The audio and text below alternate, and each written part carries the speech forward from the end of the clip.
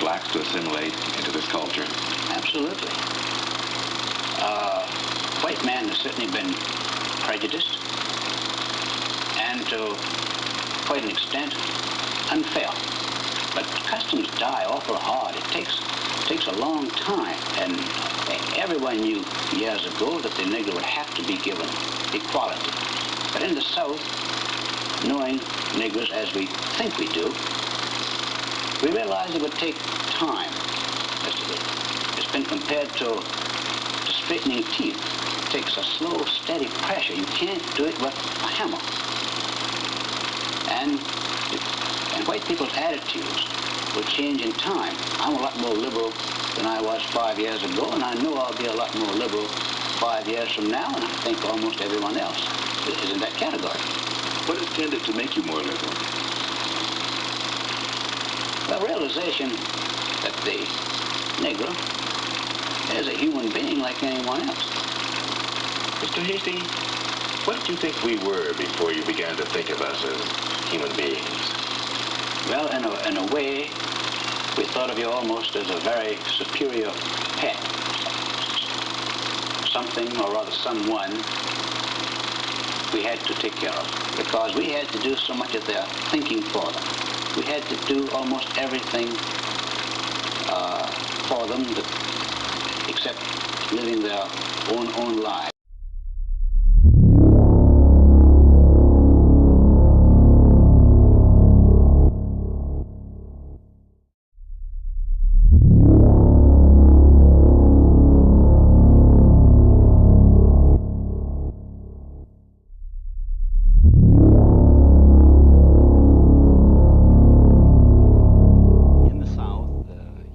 Who the man is, the man up there on the hill in the big white house. And when he comes to a city like Chicago, it's much harder to determine who that man is. Such a complex society. It's a different man who controls the house from the man who controls the job, from the man who controls the welfare, from the man who controls the hospital, from the man who controls the school. And I think what's happening is that he comes rather quickly to the conclusion that the man is all the white men. Not being able to discern his specific captor, he decides that all people with white faces are his captors. And to the degree that all white people are engaged in supporting the systems of separation and racist institutions that we have in the North, that judgment is basically accurate.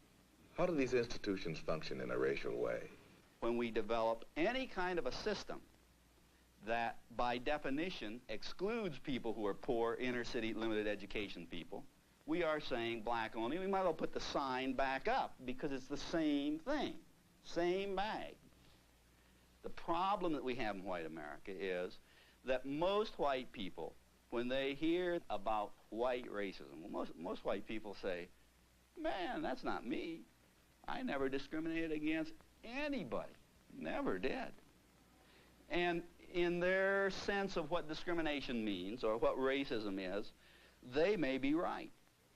But they sit residing in a system from which they take full benefit, a system that defines them in and defines black people out.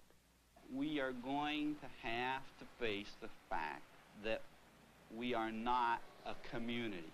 A community is where a lot of people develop mutually beneficial relationships with each other. And our racist institutions and the political boundaries of our cities define black people out of the community. White people sit in their suburban homes and watch their television programs and hear about all of these laws that are being passed. Many of them are beginning to wonder, well, what is it with those colored people down there? Why are they so upset, all this wonderful stuff that we're doing for them? But we aren't focusing on the black man living on the block. He lives in a two-flat on that block And he knows what the circumstance on that block was 10 years ago. And he knows what it is today. And he, too, has heard about all of those programs and laws being passed. But the hard fact of the matter is that things are not changing for him.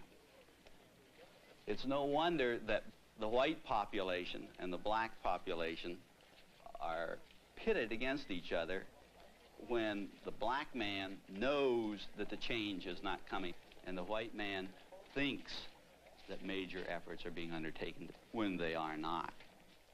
So I don't think anybody should be surprised when one sees the black people in an open attack on the system, because I suspect that they don't see that there is any other realistic alternative.